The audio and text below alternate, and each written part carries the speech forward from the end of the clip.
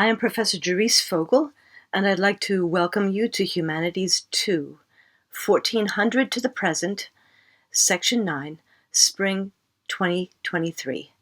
This course is online and asynchronous.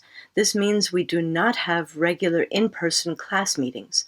There are, however, quizzes due on specific days and assignment deadlines for you to meet in this class, and those can all be found in the syllabus on our class Canvas page. Also, you will have a chance to interact in real time with the guest lecturers we have lined up to speak on various interesting topics throughout the course. But don't worry, even if you cannot attend at the scheduled days and times for these live lectures, you will still be able to watch a video recording afterwards. This course covers 6 centuries and several continents. It explains many aspects of the development of the modern world, often in surprising and illuminating ways. And I encourage you to keep reading, learning, and thinking more about the art, books, music, philosophy, history, and events we touch on beyond this semester. I hope you'll identify some topics you'll want to dig deeper into. There are 2 required books for this course.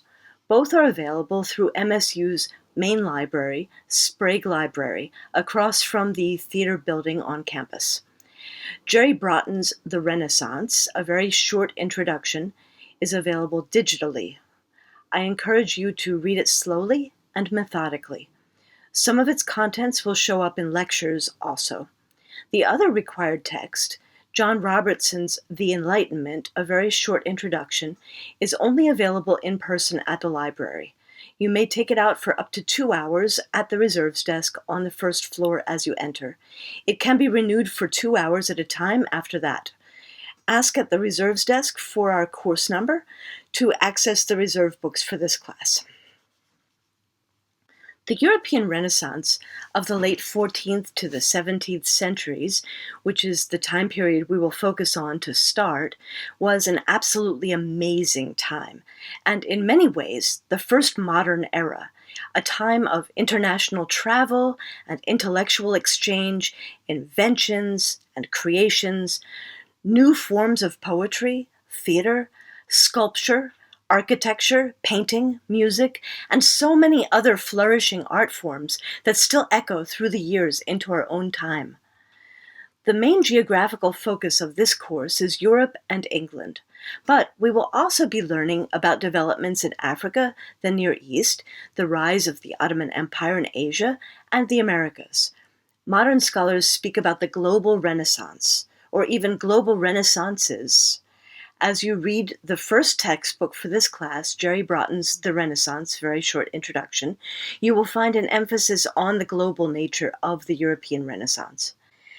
Materials for the week are posted on Wednesdays and Sundays, so be sure to check into Canvas at the end of each Wednesday and Sunday to see what's new. For each module, you'll have some mix of the following to complete. 1. Video lectures. These are videos I have recorded for you. Watching and listening to them is required in order to do the other work for the week.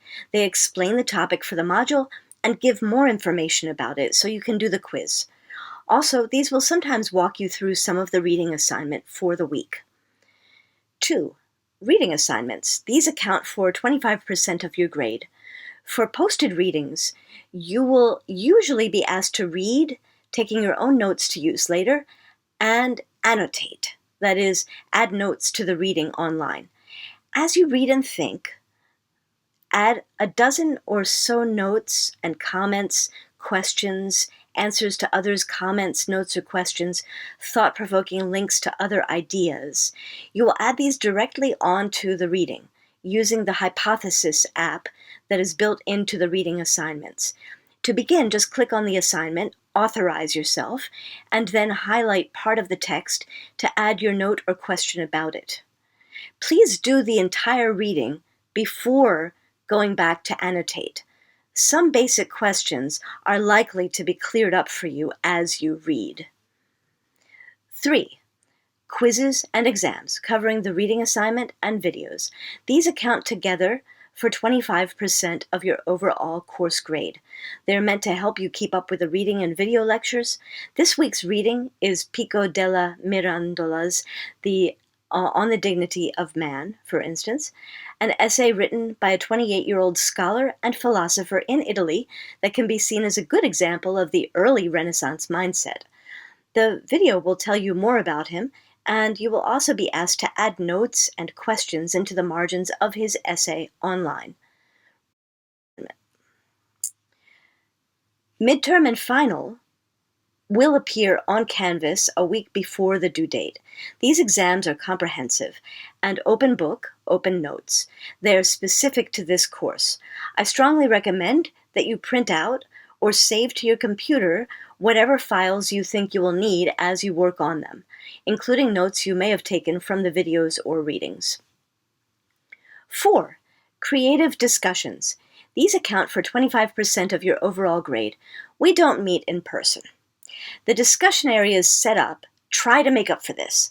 I'm looking for your own ideas, connections, thoughts about the material we're learning, and your responses to others' ideas about the topics you're learning about. In response to each prompt, you may write a short essay for these discussions. You may also feel free to respond artistically with a drawing, a comic, a short story or poem, etc. For full credit, please post your contribution to the online discussion within the week of the reading and video, and respond to at least 3 other students' posts. These discussions will remain open, however, even after they've been graded for you, so that you can go back in and see what people were saying even later in the semester. 5. Essays and writings in response to lectures. This is 25% of your grade. When there are guest lectures, I will often ask you to answer some questions on the content of the lectures in an essay format. These thinking essays are meant to help you to reflect on some of the deeper meanings that the lecturer may have presented, which require a bit of thought and writing to tease out and appreciate. They will also give you a chance to go forward or beyond what the lecturer offered and think more broadly about the topic.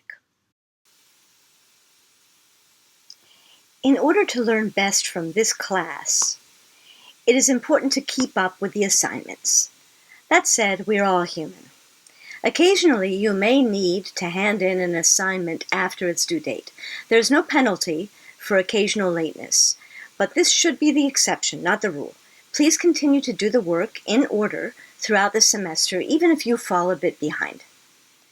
Don't fall prey to the last-minute brilliance syndrome. To limit the time you spend on an assignment, instead of waiting till the last few hours to complete it, then scrambling to get it done, try using a timer. Work on the assignment early, but only allow yourself 20 minutes, for example, before your timer goes off and you have to stop. This way, if you're dissatisfied with your essay or other work, you can gift yourself some more time to fix it up, say another 20 minutes. Keeping up with an entirely online asynchronous class can sometimes feel lonely or disconcerting. Please feel free to reach out to me at any time if you're confused about deadlines or coursework required or just want to chat. I'm available by text 24/7, 518-530-8917. Also, email, fogelj@montclair.edu. I check email at least once a day, usually more often. I look forward to this semester's adventure with you.